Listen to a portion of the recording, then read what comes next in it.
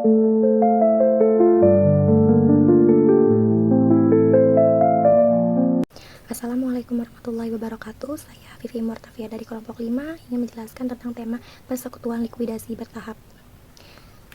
Pertama ada definisi. Likuidasi bertahap adalah proses penutupan persekutuan di mana realisasi aktiva non-kas menjadi kas dilakukan secara berangsur, tidak sekaligus. Karena itu, pembagian kas dilakukan bertahap sesuai dengan penerimaan. Kemudian ada proses likuidasinya. Yang pertama melunasi utang pihak ketiga terlebih dahulu, kemudian menghitung saldo modal bersih sekutu, dan yang ketiga memprediksi kerugian potensial maksimal aset non-kas yang belum direalisasikan ditambah kas yang tersisa. Kemudian ada membagikan kerugian potensial ke sekutu sesuai rasio. Kelima ada menutup modal defisit jika ada, dan yang terakhir ada membagikan kas berdasarkan saldo modal bersih yang tersisa. Lalu ada metode pembagian kasnya. Yang pertama ada metode perhitungan kas, yaitu penerimaan modal bersih, saldo rugi potensial, saldo setelah rugi, hingga penutupan defisit. Dan yang kedua ada metode program distribusi kas, yaitu menyusun format distribusi kas dengan ranking kemampuan sekutu, menanggung rugi, lalu membagikan kas sesuai dengan prioritas. Dan selanjutnya ada konsep likuidasi bertahap. Yang pertama ada aset non-kas direalisasikan secara bertahap. Kedua, realisasi menghasilkan laba atau rugi realisasi. Yang ketiga ada kas dibagikan setelah utang pihak ketiga dilunasi. Kemudian ada PSAK yang terkait 2025. Yang pertama ada PSAK 1 amandemen 2023 sampai 2025 penyajian saat entitas menuju likuidasi. Yang kedua ada PSAK 4 penghentian entitas dan derecognition modal. Dan ketiga ada PSAK 19 realisasi dan penurunan nilai aset. Dan yang terakhir ada PSAK etap 2025 tata cara pembubaran entitas kecil. Kemudian ada tahapan likuidasi bertahap.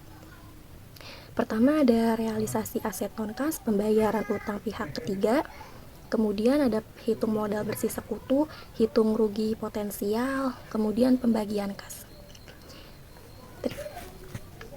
Lalu ada langkah perhitungan modal bersih. Pertama modal awal ditambah utang sekutu, kemudian dikurang prive, kemudian dikurang piutang sekutu sama dengan modal bersih. Kemudian ada rugi potensial maksimal. Yang pertama nilai buku aset non-kas yang belum direalisasi, kemudian ditambah kas tersisa, lalu dibagi sesuai rasio laba atau rugi. Bismillahirrahmanirrahim. Untuk selanjutnya ada referensi terupdate 2024 sampai 2025, yaitu ada IAI PSAK Amandemen 2025, IFRS Liquidation Basis Accounting 2024, Advanced Accounting atau Salemba 4 edisi terbaru. Kemudian ada IAI Etap 2025 Section 21. Kemudian ada ilustrasi kasus, contoh kasus Anton, Heri, dan Naldi menunjukkan realisasi pertama menghasilkan laba realisasi senilai 10 juta yang dibagi sesuai rasio laba rugi.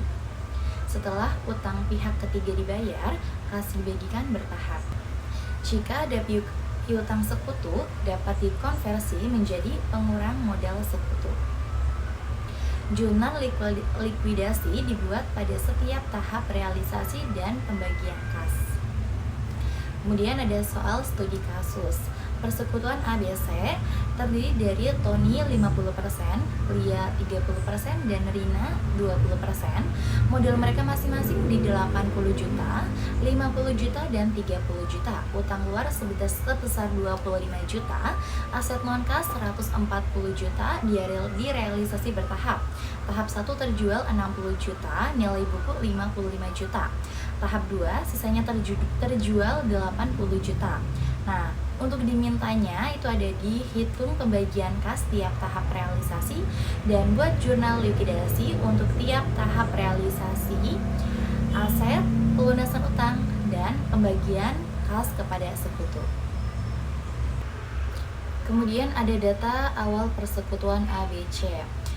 Untuk data persekutuannya sendiri, sekutunya ada Tony 50%, modalnya 80 juta, Lia 30%, modalnya di 50 juta, Rina 20%, modalnya di di 30 juta rupiah. Utang luarnya sendiri di 25 juta, aset non-kasnya di 140 juta rupiah. Untuk jawaban nomor 1, itu ada pembagian kas tahap 1. Yang pertama, menghitung laba realisasi.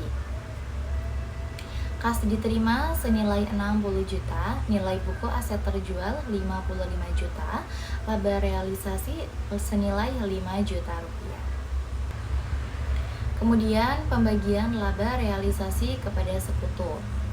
Untuk sekutunya sendiri, Tony 50%. Untuk pembagian labanya di 2.500.000, Lia 30%, pembagian labanya 1.500.000, dan Rina 20%, pembagian labanya 1 juta rupiah. Totalnya senilai 5 juta rupiah. Kemudian ada modal setelah laba realisasi. Untuk Tony, modal awalnya di 80 juta, untuk modal setelahnya di 82.500.000. Lia 50 juta untuk modal awalnya, modal setelah direalisasinya 50.500.000. Kemudian ada Rina di 30 juta untuk modal awalnya, modal setelah laba realisasinya 31 juta. Modal awal sebelumnya 160 juta, setelah direalisasi 165 juta.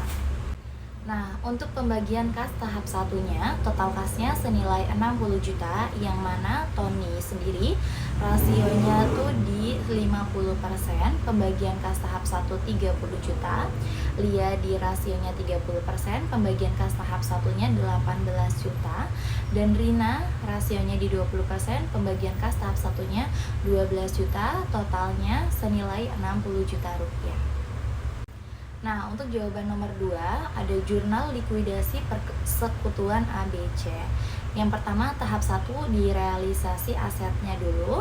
Untuk yang pertama ada kas di 60 juta di debit, kemudian aset non-kas 55 juta di kredit, laba realisasinya 5 juta di kredit, jadi totalnya di 60 juta.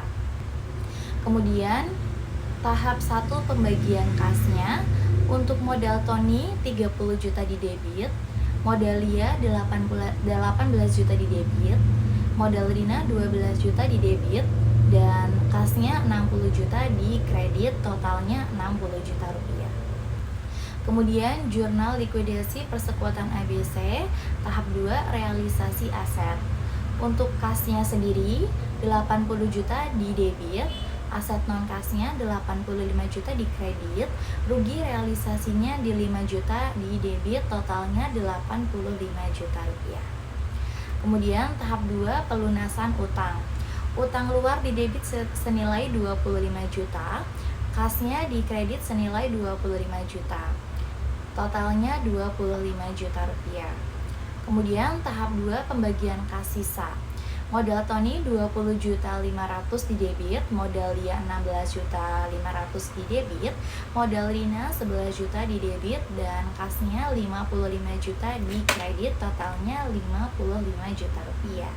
Terima kasih.